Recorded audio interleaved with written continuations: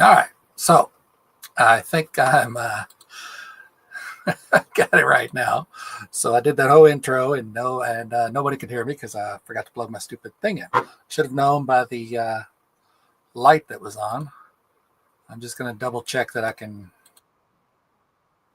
Yeah, I'm coming through now. Okay. So anyway, it's been a while. I got away from this because I have a 40-hour job and didn't put the energy into this. And, I had my wife on the weekends, and when I came home from work, I worked 10-hour days, so I didn't feel like doing anything. And on my days off, I have to catch up on other things. So I didn't get to this, but I retired at the end of July. So now I can hopefully start being more active and making more videos. And hopefully you guys will find something of worth.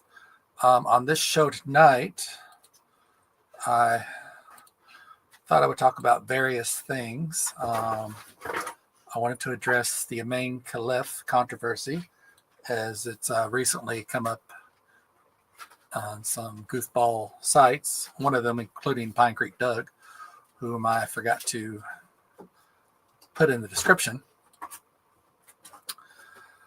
Also, Matt Dillahunty.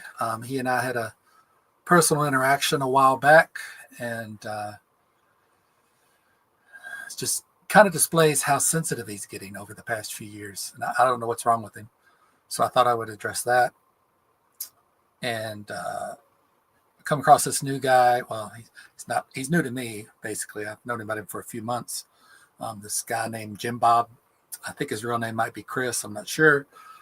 And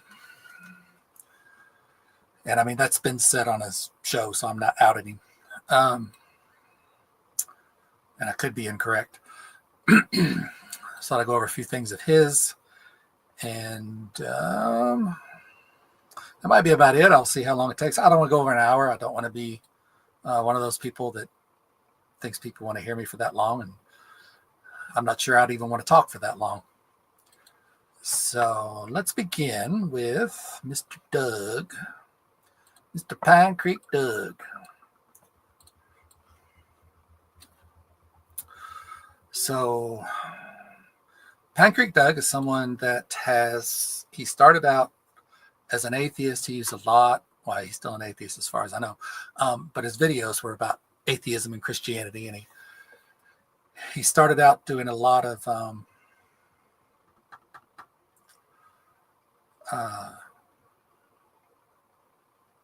street epistemology. And he has switched more to a conservative site or conservative approach. And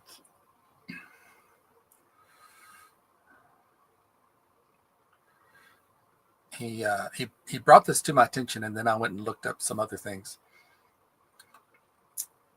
But see how to do this. Present, share screen. I told you so. All right, there we go. So as you can see, he made this short little video. It may have been part of a longer video, but this is the part I saw. I don't really watch his videos anymore. They just don't really interest me.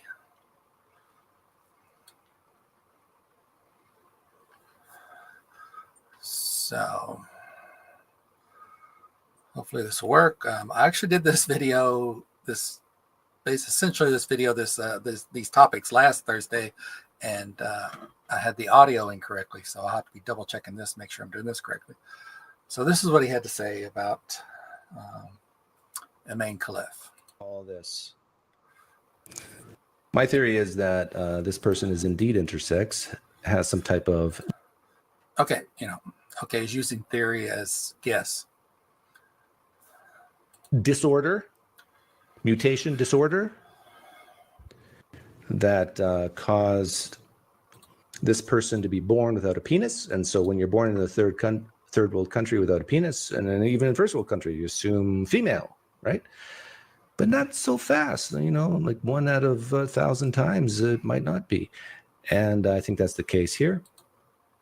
And so raised as a female, but basically has, my guess, has internal testes, therefore producing lots of testosterone, and a development pathway that leads to being male, even though intersex. And I think that's what happened. I told you so. Oh, I told you so. Okay, so after investigating this, I commented on his video. Such a moronic comment based on zero evidence. And some idiots come in and say, there's plenty of evidence. Like, you don't have anything. Nothing but multiple medical reports. No, you don't. You don't have multiple medical reports. You do not. You don't have them. This person mentions the medical examination of the premier international MMA league for women. Why would Imane Khelif be having anything to do with MMA unless it's just part of the boxing thing?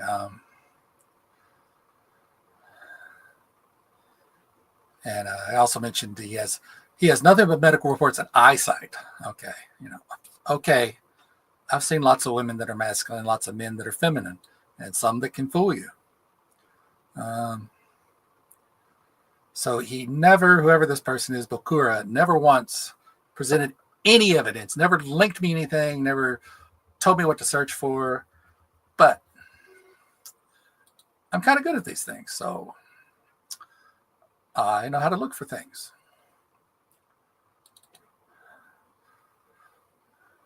So what it is we're getting all this stuff from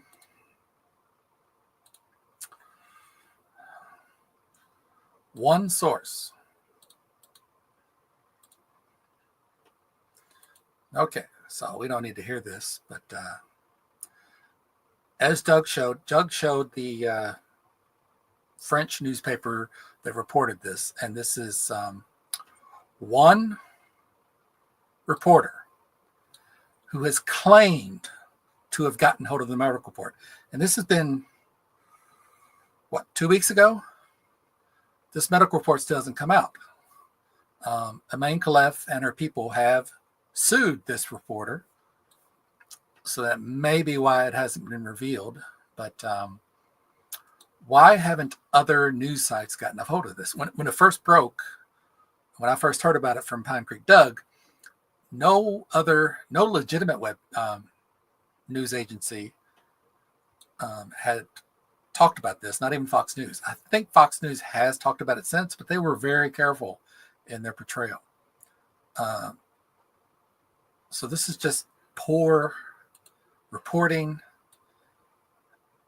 And let me say, again, on this website, I'm asking for evidence, and nobody gives me any. And again, here, another stupid website claiming that they have this leaked gender report. You have one reporter. I don't know how popular this French newspaper is, so I don't know whether he's this is a National Enquirer newspaper or what. But these guys are just morons, and they just don't know how journalism works. You don't base something on one report, and you can find a lot of sites put things in quotation marks, alleged, blah blah. That's them being careful because they know this is something and they just want to get clicks. So Imane Khelif, she was in the Olympics in her home country.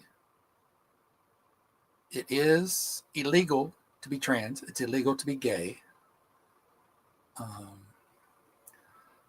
Now, Doug claims in these countries, if you're born without a penis and you're classified as female. I don't know if that's true or not. It may be.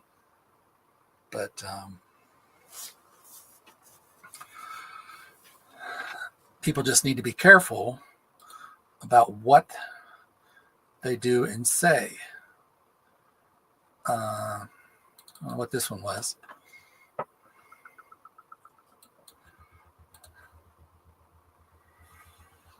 And of course, the if it were true, I'm sure. I wish I could just double click that. I'm sure that the Algerian Olympic Committee would be denying it, because if it's anywhere true, they could potentially be in trouble. Notice here, Jacques Young, an endocrinologist, and someone who reportedly co-authored the assessment. So this medical report that this journalist had supposedly gotten a hold of, he's one of the authors. And he's saying his name is being used to spread false information and anti-trans. Now, notice here they do say suggested. I would love to find his actual words. I haven't been able to find them. If anybody can find them, please link me to them.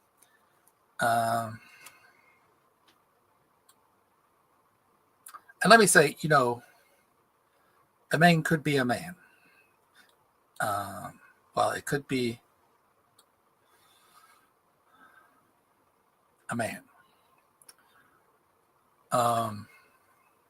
So, I'm not saying all this is true or false. I'm saying that the sources, first of all, like I had a friend on my Facebook page. He's no longer my friend anymore.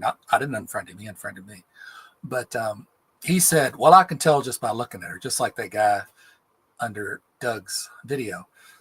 That's nothing. That's not evidence. That is not evidence. It can be evidence, but just because you think that Imane Khelif looks like a man doesn't mean she is.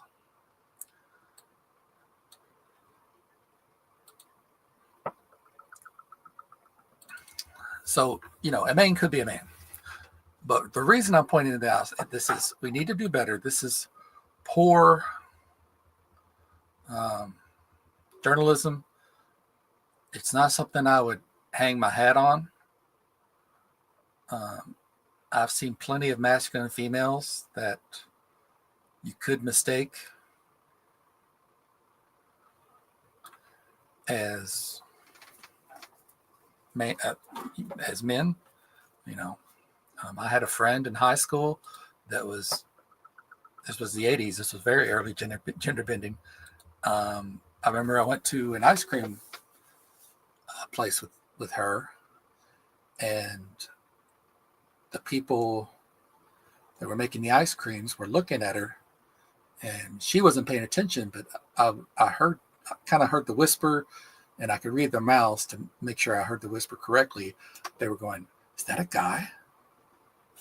She has short hair, thin, straight body. No hips. Female. A woman, a girl, born a girl. So it can't happen. And I just think it's ridiculous that people like Doug, who I used to enjoy, I wouldn't say I admired him, but I used to enjoy listening to, has gone off the deep end and is either just doing this to get clicks from conservatives for, entertainment purposes, or is just using poor reasoning skills, in my opinion. So on to Matt Dillahunty. Matt Dillahunty, I'm sure if you're watching this show, you know who Matt Dillahunty is. I actually became an atheist. I should probably do a video on my journey, but I became an atheist 2001, I think. And so it was before I read anything. It was before the New Atheist, the Four Horsemen, Richard Dawkins, and all that. And I really didn't watch a lot of videos. I read books, but I really didn't watch a lot of videos. And about 2008, 2009, well, maybe later. Yeah, it had to be before 2012. But a friend of mine who does watch a lot of videos, he said, have you seen this show called The Atheist Experience? And I said, no. Oh, you should watch it. It's really good. They got this one guy on there, Matt Dillahunty. He's good. And yeah, I started listening to the Atheist Experience. And then, I liked Matt back then. And I loved Tracy Harris and was it Jen? And they had a very good set of hosts until the big fallout. And so, I listened to that. And when the fallout happened, which is interesting, if you know about the fallout, supposedly it's one of the popular British atheist YouTubers, but I don't know which one, so I'm not going to say which one. I think it was either Cosmic Skeptic Alex O'Connor or forget his name. I'm pretty sure it was one of those, because that was when they came to Texas to be on the Atheist Experience. One of them apparently posted or said something or did a video about a trans athlete, or maybe just about trans athletes, period. And there was a big blow up, and Tracy left, Jen left, I think a couple others left, because the Atheist Experience Council did not separate themselves from whoever's comments it was. And Matt stayed, which I think is very telling, that he stayed when the others did not. But yet, years later, when someone posted something about Arden. Oh, Matt threw a hissy fit because the Atheist Experience was not backing him. Oh, and then he left. When it was personal, he left. And I think that indicates something on Matt's part, that when it was someone he didn't know, he wasn't willing to make a stand. But when it was someone he, had a relationship with, oh, then he was going to make a stand. So anyway, so yeah, I saw Matt on the Atheist Experience, and after a while, I sent him a friend request on Facebook, and he didn't respond. It was there quite a while, maybe a year or more. And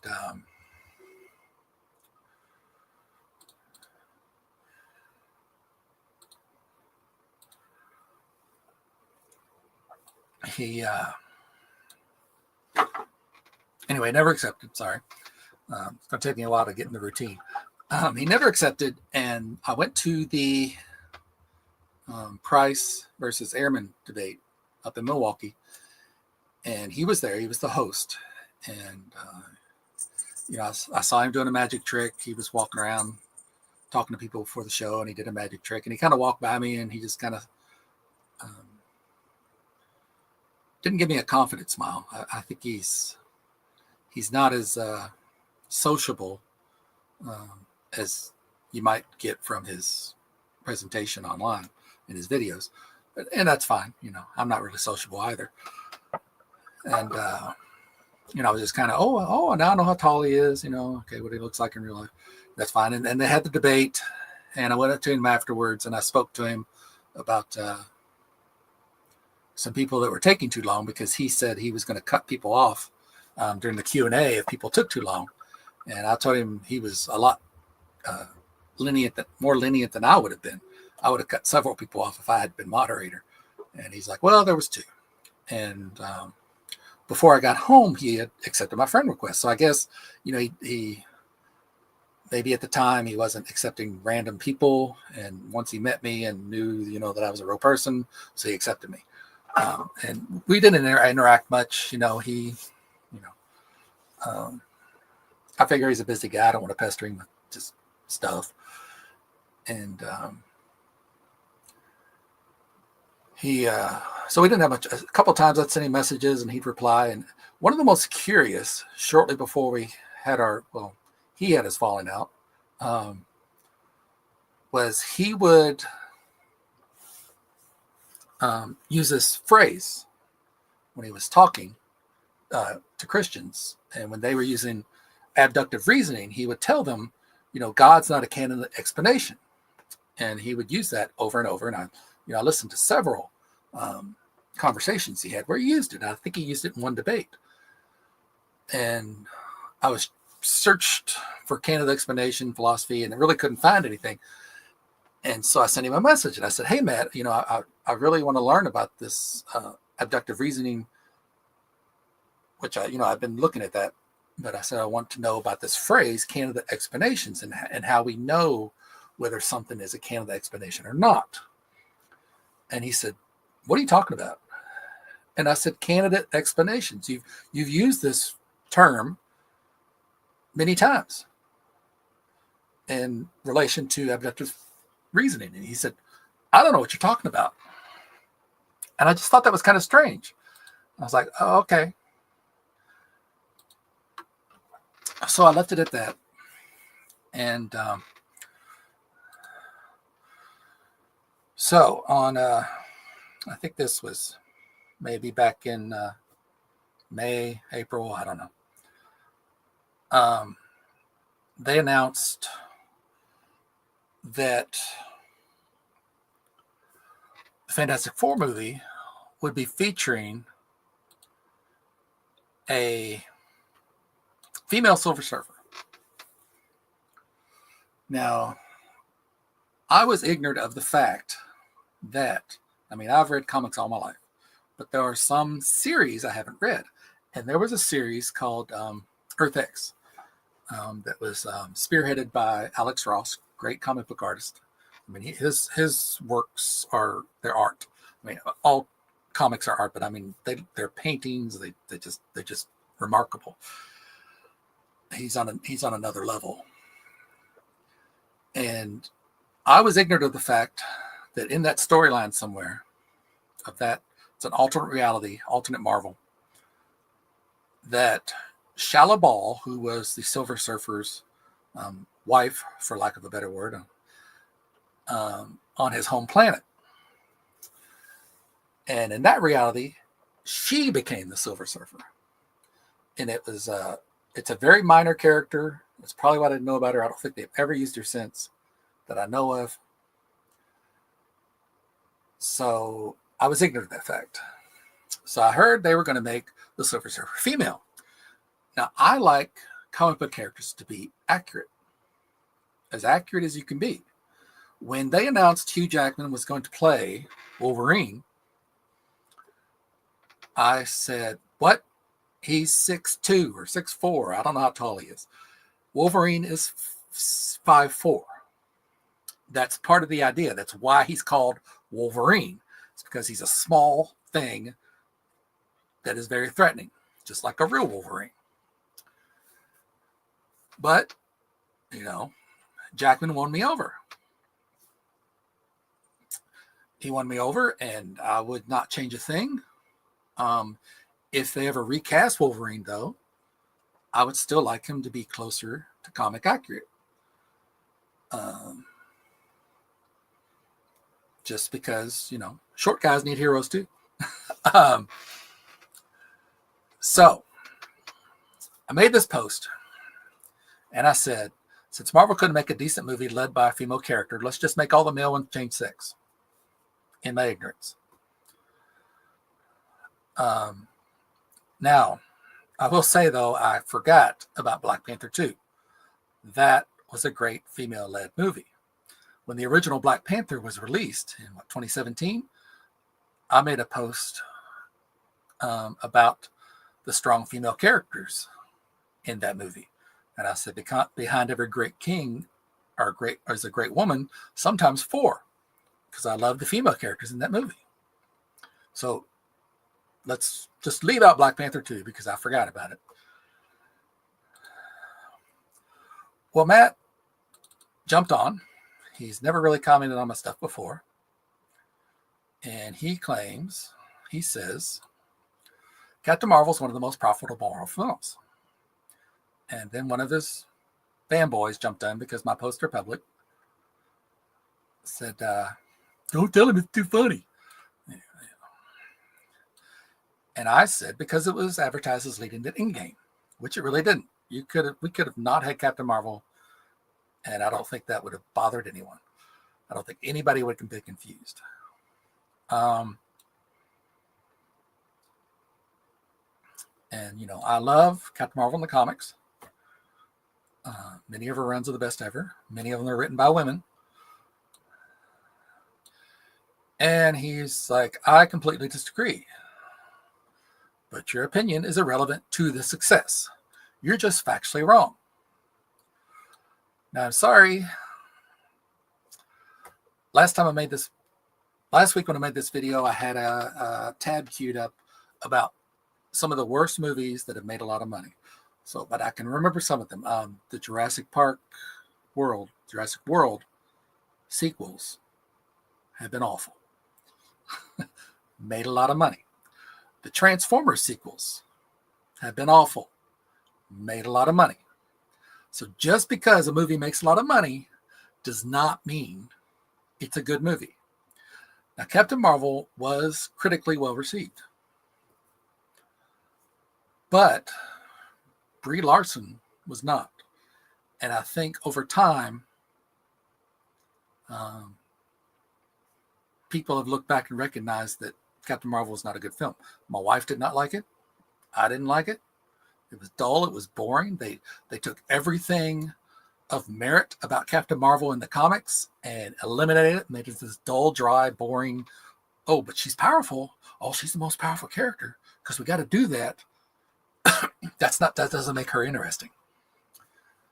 And you can see that from the Marvels that it wasn't as successful.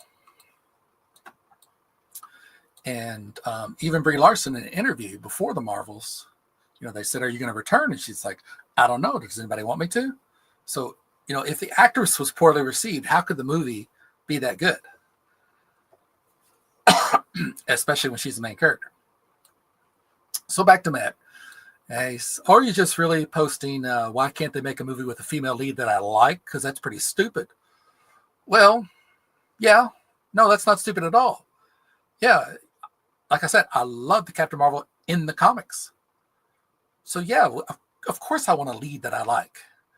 So Matt, that's stupid for saying that. Don't you want the movie to have a lead that you like? Oh, no, I want a movie with a lead I don't like. And, maybe he's talking about the actress. I really didn't know much about Brie Larson before that movie. I'd seen Skull Island. She's in that. Did okay. I didn't really say, oh my gosh, she's awful. And I said, no, why don't they just stick with accurate portrayals? And then, I received a correction that somebody said they thought this was going to be alternate reality. And I said, but it's not the Silver Surfer. A equals A, and Matt should know that. And of course, my original post was hyperbole. It's quasi-hyperbole and quasi-true. But, it wasn't meant to be this big dramatic falling out with anyone. And then I point out to him that he also misread my OP. I said decent. I didn't say anything about making money. And then this is where I point out to his fanboy that commented that plenty of bad movies are profitable, but it's okay that you jumped in without context. And of course, I guess he laughed at it. And he's like, Captain Marvel is decent. Well, not really. Oh, a friend of mine jumped in with some stupid stuff. So yeah, that.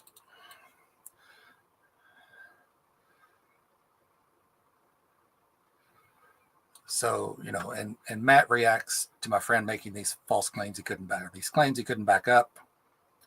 And Matt's just like, the stupid drips off of the sexist dipshits. Okay, what Matt doesn't know is like Dustin says, you don't know me whatsoever, which is true.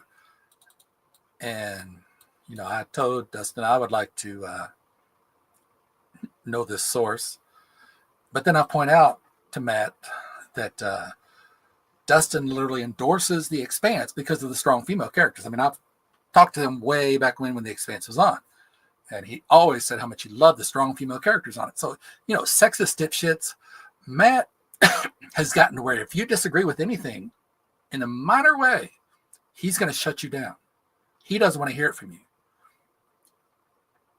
And I'm going to hopefully remember to tie this into the election. So then, of course, Matt blocks Dustin because he's a coward.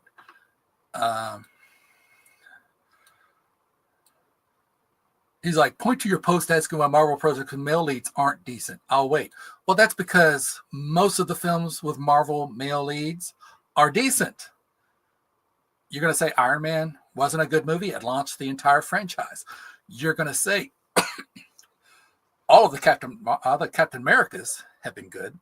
Ant-Man was fun. I wouldn't say it's one of the best, but it was better than Captain Marvel. And I let him know, point to where I said profitable equals decent. I'll wait longer, because he's like, I'll wait, and I'll wait long. You can wait forever. You know why, Matt? Because I didn't say that. So, of course, I'll wait forever, because you're a lying dipstick that can't even comprehend reading. So, getting back to the thing. Black Panther. Awesome movie. Spider-Man. Awesome movie. Iron Man. Awesome movie. The Loki TV series. First season, very good. Second season was amazing. Thor Ragnarok. Okay, the first one was good. The second one, even my wife, who loves Tom Hiddleston as Loki, says it's not good. But Ragnarok was simply amazing. I think it took them a while to get into the thing. So yes, they've made some with men that aren't that decent, but their track record with male leads as opposed to female is poor. And part of that sense in game is because they've been putting agenda before story. So She-Hulk. She-Hulk sits there in the first few episodes with her cousin Bruce Banner and literally sits there and tells him how awful she's had it. It's so awful being a woman and having to compete with these men. And the writers just ignore, and therefore the character, because the character should know that she's Bruce Banner's cousin, that Bruce Banner was sexually abused by his father. And it traumatized him. And in the comics, and possibly in the movies as well, that's why this Hulk persona came out. It was a way of lashing out, of expressing his anger that he holds within, trying to be the stoic scientist. And also she turns into She-Hulk, and she really doesn't lose her anger that much. She lost it once or twice, but it's not to the level that Bruce did. And he had to literally live in isolation, away from his loved ones, away from his friends, away from his career. And she's going to sit there and complain to him how hard it is? Oh, okay. Miss Marvel, the TV series, they changed her signature powers, which are so visually interesting in the comics and kind of comedic in a way, because she will make these very large hands, even though the rest of her is small. And they said they did that because of Mr. Fantastic, and they didn't want to confuse him. But she uses her powers differently. Plus, she can grow and get small, and Mr. Fantastic can't really do that. But they made most of the show about the history of Pakistan, and it was so uninteresting during those moments.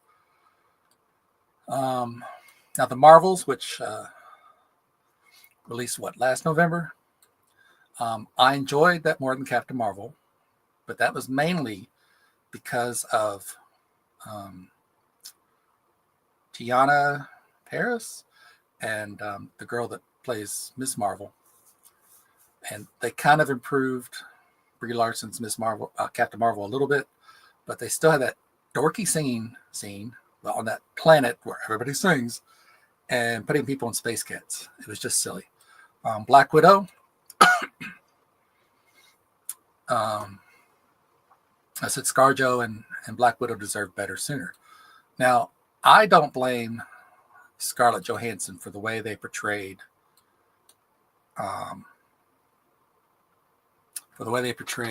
Black Widow. But in the comics, I see her as a more tortured soul, and I never saw that in the MCU. And I don't think that's ScarJo's fault. I think she could have done very well with that, but they just didn't bring that across as somebody who just is haunted by her past. I just never saw that with the Black Widow. But and the movie was average. It was not well received. It was, maybe a 60 or 70 on Rotten Tomatoes, I'm not sure, which isn't bad, but they deserve better. They deserve the 90. The females deserve the 90% that the male characters have gotten. So, what did Matt say? He's like, and then, I responded to a previous comment because he didn't read my OP correctly. He's like, keep coping. No, dude, just admit that you misunderstood my OP, that I said decent, and you turned it into financial success, which is no measure of a decent film.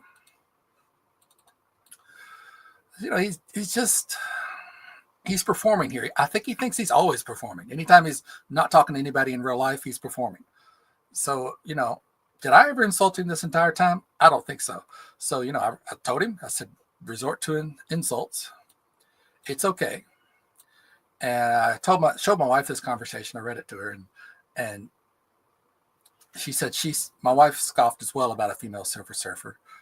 And, I'm like, is my wife sexist? Well, is she posting that Marvel couldn't make a decent movie with a female lead? If so, then yes. And then I kind of turn his words back to him and I say, that's pretty stupid. And he's like, you said it. And then, of course, he hangs up on me and blocks me. Now, if he wanted to unfriend me, fine. If he wanted to say, I'm unfriending you and don't ever talk to me again, fine. But, he's just going to block somebody and run away because his whiny ass little bitch self got owned and he knows it. And if he doesn't own it, then that's pretty stupid. And he's pretty stupid because he did. He got owned. He jumped on my page reading something and never going back, even when I told him I didn't mention profit, never going to the OP and saying, oh, sorry, I was wrong. He never apologized. He never corrected himself. And being decent is a subjective opinion anyway. I think I could defend that if I wanted to take the time. But he doesn't want to hear that. Anything that disagrees with Matt's ideology, he's going to block you.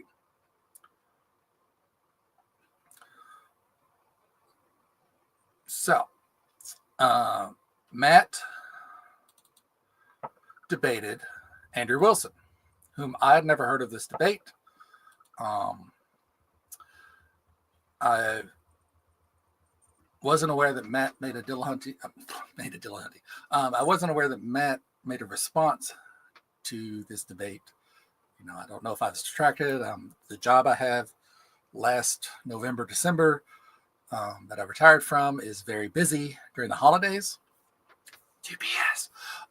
So, maybe when I put the video out, I just didn't have the time, so I forgot about it. I did look it up today, and I've been listening to it to try to get his rationale.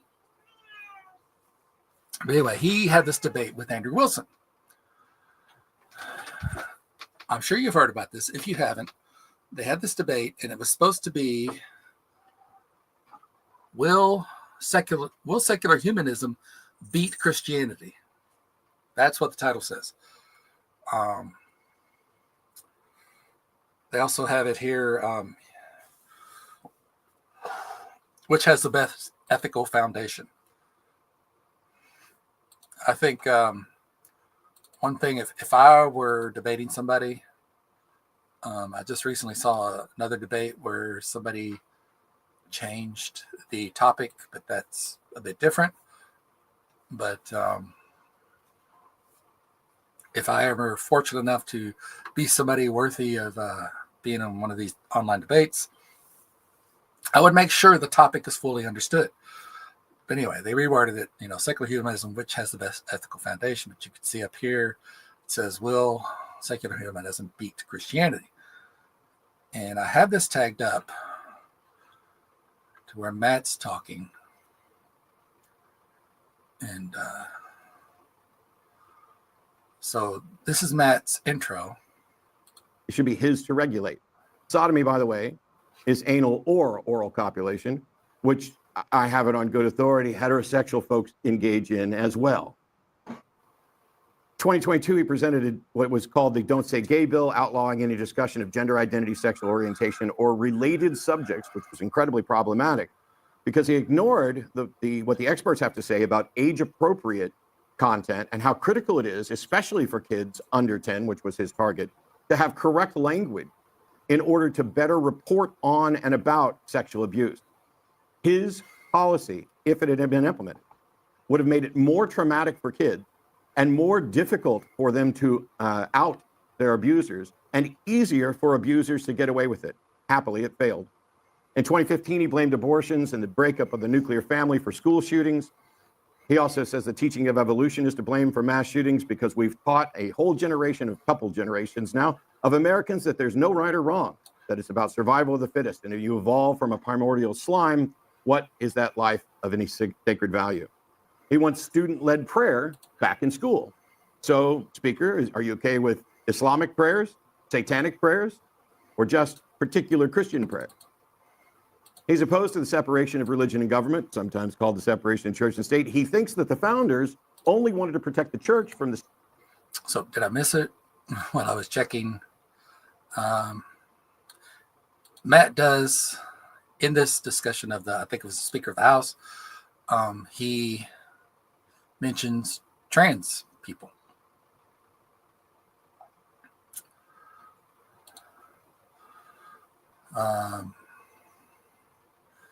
Gay wants to be sexist, gay, sodomy, sex, sodomy. So I may have not a timestamp, but he does. If you want to double check me,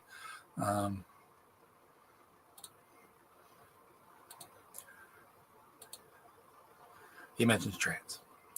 So in Andrew's opening, which he had prepared beforehand, he says he's going to grant Matt's worldview. Now, he's not talking about, Matt took this to mean secular humanism is better. I wouldn't say that's really a worldview. Maybe it could be part of a worldview. But I think Andrew meant naturalism. I think it's what he meant. There is no God. And then he went on to say that in his view, even without a God, that saying someone is she and they have a penis and they just want to be called she, but saying they are a female is lying. And he said, is lying good or bad? And how is this not lying? Well, if you followed this, Matt rage quit and left. Now, there are several problems, I think, with that. And I told Matt that tonight. I said, it was wrong of you to do that.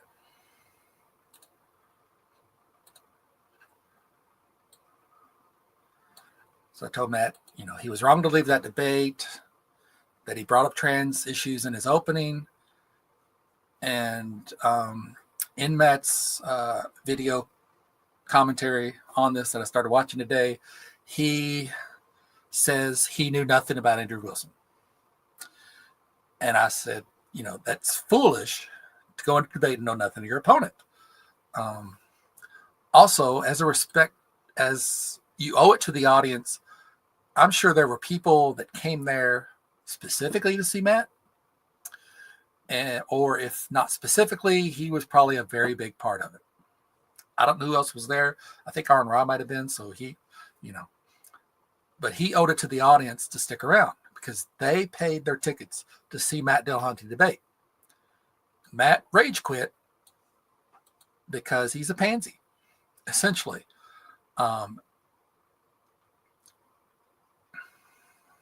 I've since learned that, in my opinion, I don't know Andrew personally, but I've watched a few things with him in it. I watch him talking to people. I think he's a jerk. I think he's cocky, arrogant, but at least he doesn't back down. And Matt backed down. And I think that was wrong. So Matt jumps in and says, keep supporting liars, and liars keep using you.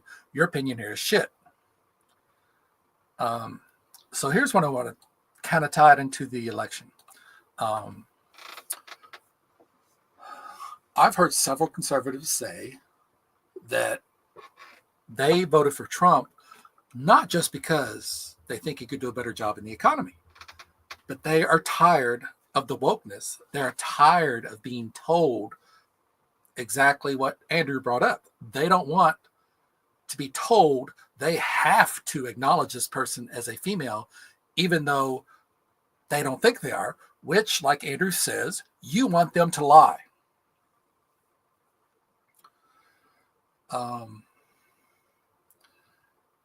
And part of that, I think, is people like Matt. They are throwing these little hissy fits and eliminating anything that doesn't align with their fragile worldview. Matt blocked me for nothing. He walked out on Andrew. Yes, Andrew was being a jerk, but deal with it. I think if Matt would have walked in and used a similar tactic against Andrew with something Matt thought was wrong or lying or offensive, I think Andrew would have stuck around. He would have confronted you and he would have defended himself. Matt missed an opportunity because Andrew was sitting there going, well, I think trans people, saying somebody's a she when they have a penis is wrong. It's a lie. Okay, well, he's going to say, I'm going to grant that God doesn't exist, but Christianity is still a better system. So Matt could have nailed him on that, saying, okay, you just admitted God doesn't exist. That means Christianity is a lie. So now you're endorsing a lie just because you find utility in it. So, can we find utility in someone being called a she instead of a female? Yeah, in some instances. If somebody is really emotionally dependent on that, what's it hurt to call them a she? You don't have to think they're a she. If you can call them that. And so a lot of these people like Matt that are just shutting out, and not paying attention to the arguments, that's part of the reason the Democrats lost the election. They weren't paying attention. There are several reasons, but that's part of it, as some conservatives have stated. We're tired of this woke shit. That's what they say. So I just think that liberals like Matt is part of the reason we lost the election. You've got to stand up to these people. You just can't scream at them. But you need to confront them rationally and explain your position. But people like Matt, you got to align with his thinking or you're out. Tell me of his the Arn Ra and the shoot, I can't think of his name, the Thinking Atheist. Well, he's not the Thinking Atheist, but the guy that does that show. What do they disagree on? What major things do they disagree on? Or the things that Matt considers major?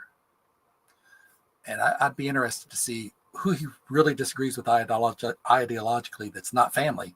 And even his family, he's shut out.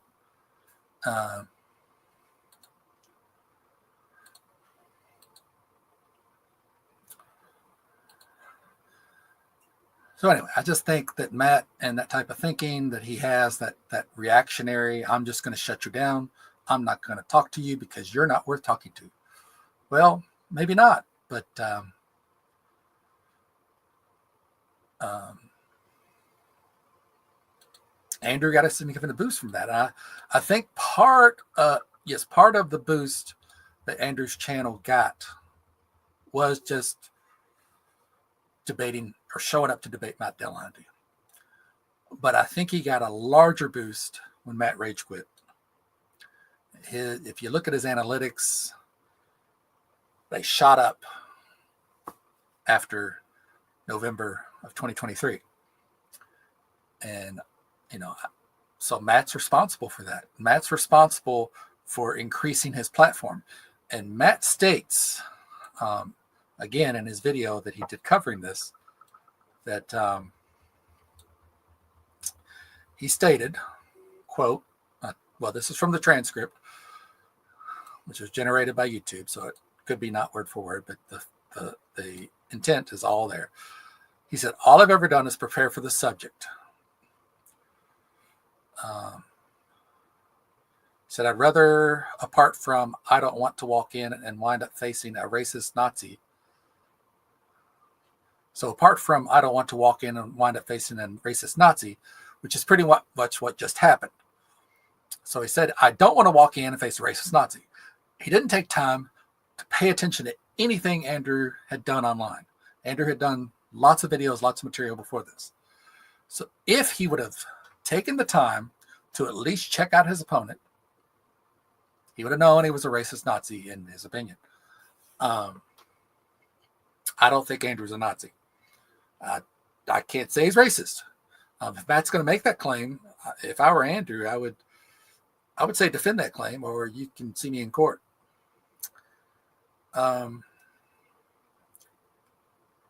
So that's on Matt. That was his responsibility. He could also blame Modern Day Debate, because I think they've been working together so long that James, the guy that organizes that, should know what type of people Matt wants to engage with. And Matt is also, that reminds me, he's a flip-flopper. He had a debate a couple years ago on Modern Day Debate, and something happened. I think it was going on in the chat, and he said, because your mods have allowed this, I will never be on Modern Day Debate again. Well, guess what? He came back because it's money. That's his integrity right there. He said, I'm not coming back, and he did. And it wasn't long. I mean, it wasn't long. Maybe they worked something out in the background, but still, he didn't keep his word.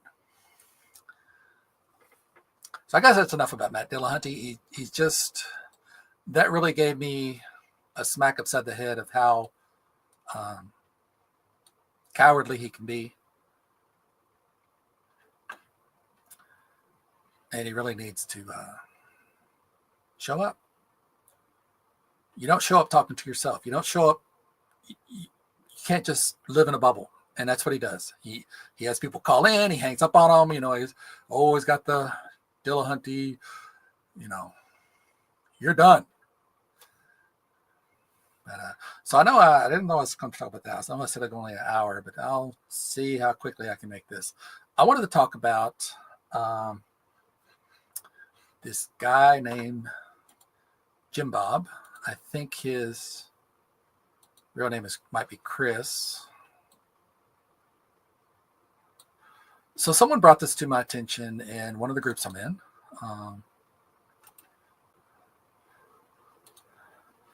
It's called Theism, Atheism, Philosophy, and Science, TAPS. You can find us on Facebook if you want to join. I don't suffer fools. I had Tangelo Grasso, you probably might know who he is, post something in the group, and for one thing, he violated one of the rules, and I also told him, I'm not going to suffer crap arguments.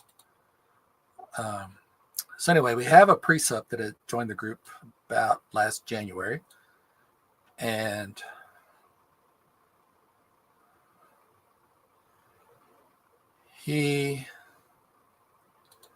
I think I missed a screenshot.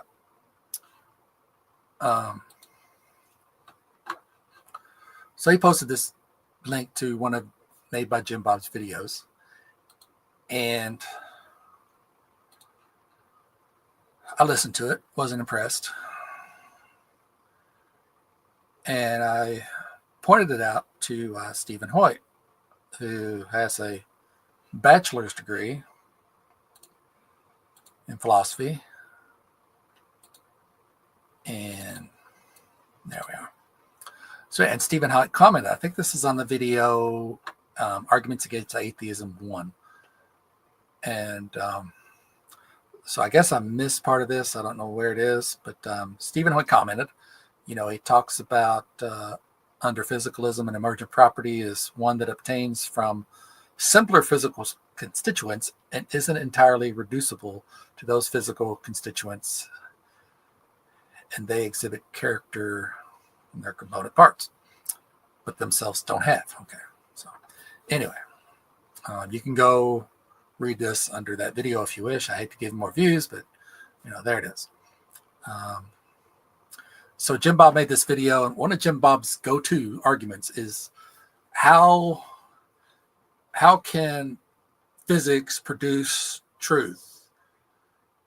And how can something be truer? How can something in physics be truer than something else? And it's just some really boneheaded arguments, in my opinion. And I asked him one time if he had a degree in philosophy or anything, and he realized no. So I don't know where he's got his information from. He admits that his channel is for entertainment purposes, so I don't know. Maybe he doesn't care to educate himself. But anyway, Stephen Hoyt is somebody that knows his stuff, and Jim Bob doesn't know that. So it's kind of funny to read this, and he doesn't know what's going on. So he points out, mind is a set of processes and properties that arise in the function of the brain. Emergent property. Jim Bob hates that phrase, emergent property, emergent property.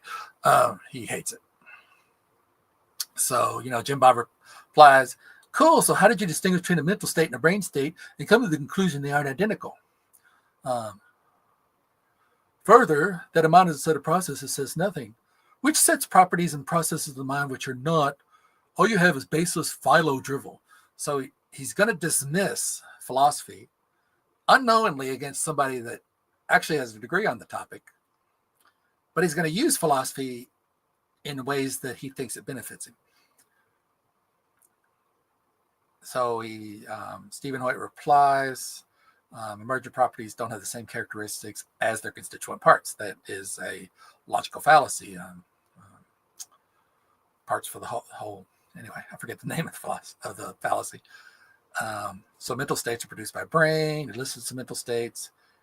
And then he points out how childish Jim Bob is. Jim Bob is childish. I will show you in a second how he is.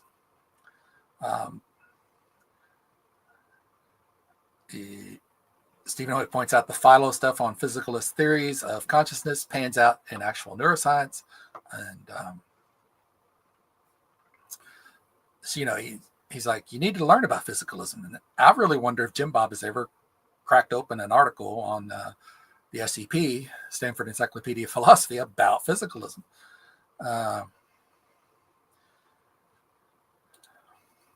So they go on. He's like, a physicalist view can't tell us what a mind is. Okay, well, that's poisoning the well. You're saying it's already impossible because it can't tell you what you think a mind is.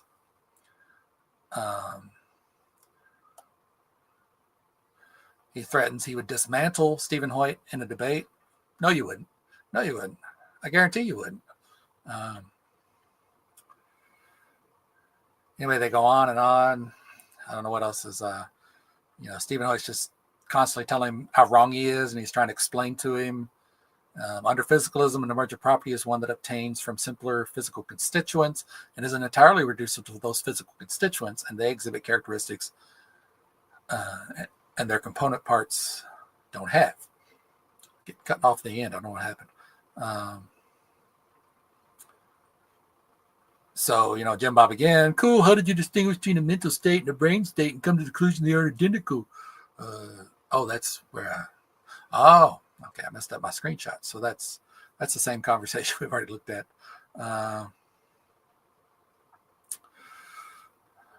Stephen Hoyt tells him it would be nice if you actually knew what these terms were and what they meant. So, that's somebody who has a degree in philosophy saying, you don't know what these terms mean, and Jim Bob's just going to ignore those. Of course, he doesn't know, and I don't know if it would matter to him that Stephen Hoyt actually has a degree.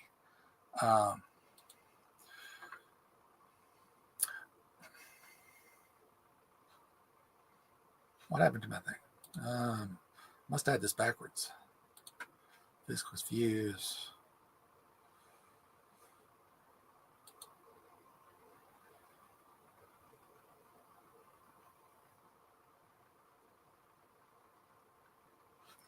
So I had this backwards. Okay.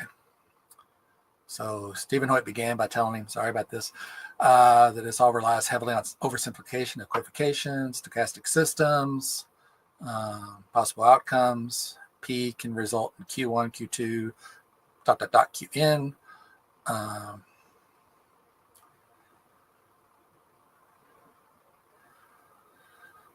Jim Bob tries to tell him he's not arguing with the physical. But anyway, all this goes to demonstrate that when confronted by an actual person with a degree in philosophy, Jim Bob still thinks he knows more. Maybe he'll watch this and now he knows, or maybe I commented, I don't know, that Stephen Hoyt has a degree. I don't know if it mattered to him.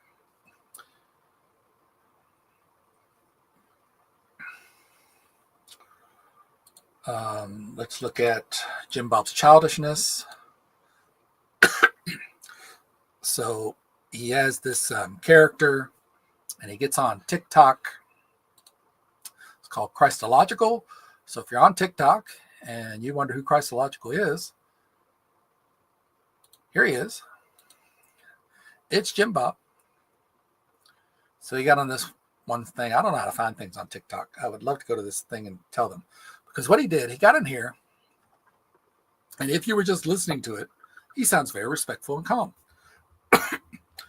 Well, he's wearing this doofy wig and teeth that make him look bigger, which I don't guess is, he was doing this before he got on this website, so I don't guess that's salt. But while he's talking to these people, not only does he engage with people in the chat, but he does these little things. Watch. And he's laughing at them like,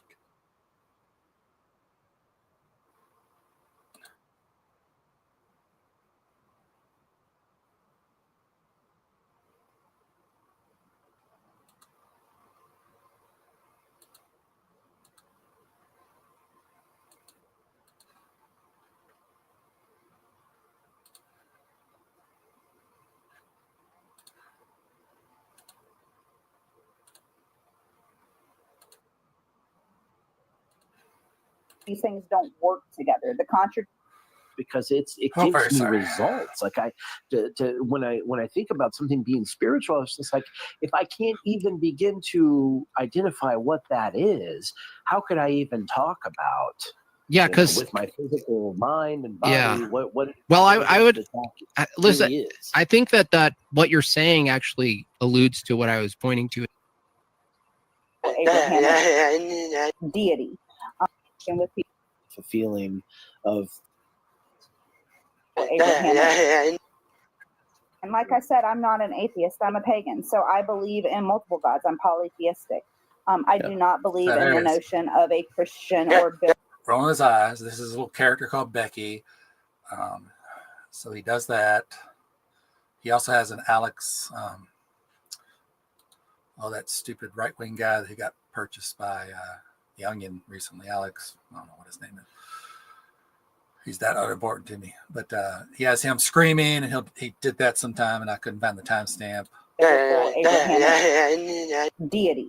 To me, that notion is far. Which means he wasn't listening to her because he's got that stupid thing making noise. So he's not listening to her. It's just he doesn't like what she's saying, so he's not going to pay attention to her.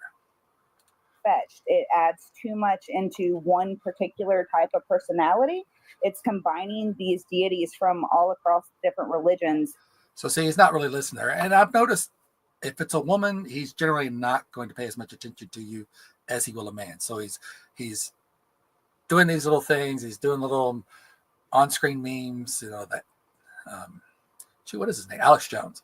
Alex Jones screaming somewhere, and he did that, and somebody made this pit, and he's laughing, he's not paying attention. He thinks he can multitask, but scientists have proven you don't really you can't pay attention to two things at once. You just can't do it. Your brain might bounce back and forth, but you don't pay attention to it. You're not giving it your full attention. And of course, I'm sure because she's a woman, he's not going to listen to her. So at the end of this conversation, she thanks him for how respectful he was and calm. It's nice to have this conversation. The entire time, he's laughing at them behind their backs, which isn't respectful at all. And I wish they would know that. And then, as you can see, I commented down here. She thought you were being respectful. Not so respectful to play silly sounds and videos to make fun of them behind their backs. And he just blows it off because he has an entertainment show. Okay, if you want to entertain, that's fine. But don't sit there and think you have... one, you haven't listened to the arguments. You don't pay attention to them. You just ignore them. They go over your head, or you just block them out, just like Mr. Dillahunty. But at least I don't think you would run, Jim. So in the group I was in, I told them I might debate this guy, and they're looking forward. But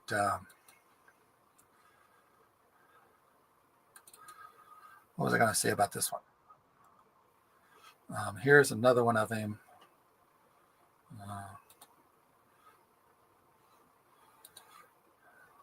Forgot to unmute the other one a minute ago. Sorry about that. Free will talk he had.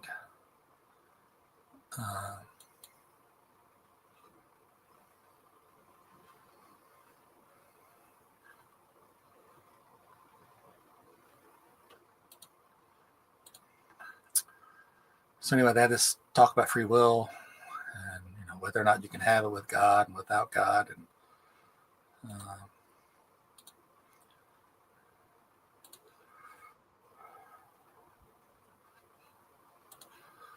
so anyway, he has this thing, and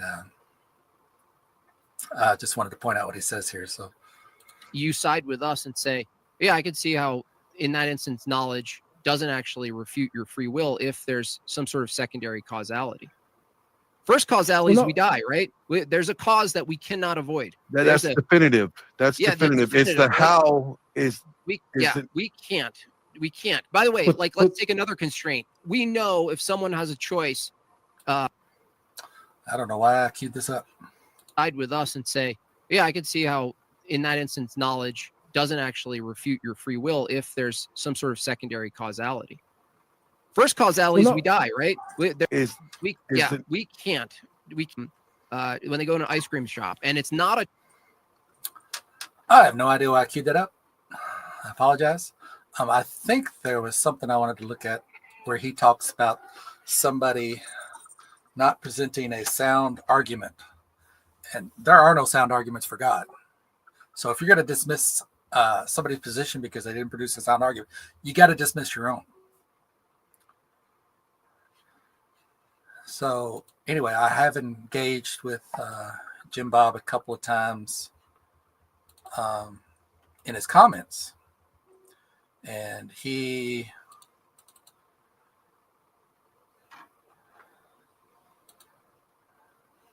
I don't know why these are backwards, but they are. So I commented on a video about that he had about these two atheists critiquing Jay Dyer. And, I agreed that their critique of Jay Dyer was pretty poor. And I told him that. And I'd also watched another video where he, in my opinion, got wrecked. Getting wrecked is Jimbob's phrase, so I like to turn it against him, by this guy named Mr. Anderson, whom I'm not sure what he's doing. And in the video, shows Jimbob having a hissy fit. But I don't think it's the same video, so I don't know what happened. So he said that he'll be reviewing this Getting Wrecked by Anderson today, calling to defend his position.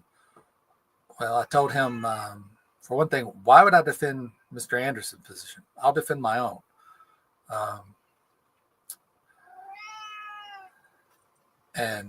He didn't really review Getting Wrecked by Mr. Anderson. He just kind of whined about it a bit and went on, whatever video that was. Jimbob takes a lot of his videos, pretty much all of them, and makes them members only, sometimes right after their broadcast and sometimes a couple of days. So you can't always double check these things. That's why I take screenshots of these conversations. or I started doing it with him specifically. So, I told him I'm not sure I want to platform your show because of some of his positions. I don't mind engaging with him, but, perhaps there's neutral ground we can meet. And he said, what's the difference between commenting on my page and calling it a stream? Well, I'm commenting on your page. That's not really platforming you, I don't think. No one's following me yet. And he says, other than the medium. I said, it's a stream that makes you money, not the comments. And he says, engagement produces income. The stream is just super chats. Engagement is passive revenue. Okay. And he said, if neutral ground still makes you money, you're clearly full of shit. What is the neutral ground? Name one server that's neutral. Well, we could go to Discord. We could do a Facebook chat. But, our only requirement if we did that was that he couldn't live stream it while we were doing it. Because he does that little stuff behind the scenes, which doesn't offend me, but I want to know I have his full attention. I don't want him playing around, not paying attention to my arguments. That's a waste of my time. If I'm going to debate somebody, I want them paying attention to me. So I told him, okay, if you want me to do that, you can pay me. And he commented on, a couple times he's commented on things I've said to him. But he strawmanned my comments. I don't remember how. But so I reminded him his options. Pay me to be on your show. Debate me on another platform in which you cannot live stream while we're doing it. I want your full attention, not playing with buttons in the chat. And, when I say this, I'm using his own approach against him. So I tell him he's going to man up. You're going to man up without a live stream to entertain your minions. And he has never responded, which is fine. But, he's making money debating. He's making money off this. So pay me. I'm not making money right now, but you want me to be on your show? I'll be on your show. You can pay me. No response from him yet. But, I don't think he really knows what he's talking about. I think he's more of a sophist than someone who actually knows about philosophy. He strawmans physicalism. He makes arguments from incredulity. Oh, physics can't do that. Oh, really? How? Why not? And he'll go, well, how does it work? Okay, no, we're saying you said it can't work. Okay, I can't fly. I can demonstrate that. I can't fly. So if you're going to say physicalism, physics, the laws of physics, whatever, can't produce a mind, can't produce this, defend that claim, but he doesn't do it. He had a recent debate with Godless Engineer and some guy I don't know. And what they allowed him to do was steamroll them and put all the burden on them. And the topic of the debate was, can morality exist without God? Or can you ground morality without a God? So that would mean Jimbob's burden in that debate would be to defend the no position. Jimbob constantly kept thinking, if he could just shut them down, that he wins the debate. No, you got to defend your own position as well.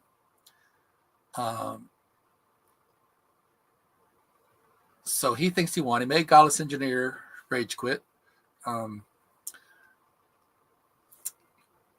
Again, I don't know if Godless Engineer is aware of Jimbob, but that's what Jimbob does. He goads you. He will find things to irritate you. He thinks that helps him win because he is not an honest interlocutor. He is an entertainer. He's admitted that on the show. This is for entertainment purposes. I'm an entertainer. I'm just here to entertain. Okay, fine. Pay me to provide your audience entertainment. So in future videos, I'd like to, I had an interaction with James McGrath. He's a Christian, sort of Christian scholar. I would also like to cover some more mythicism. I don't know. I don't know what I'll do, but I wanted to get this out. I didn't advertise this, so I didn't have any live viewers. That's fine. I just wanted to pontificate. So I've realized I use so a lot, so I have to stop doing that. But anyway, thank you for joining me. I hope I provided some entertainment. We'll see what kind of responses I get from others.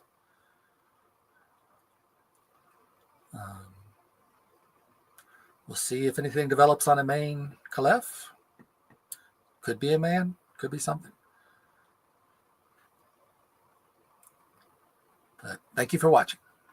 Bye-bye.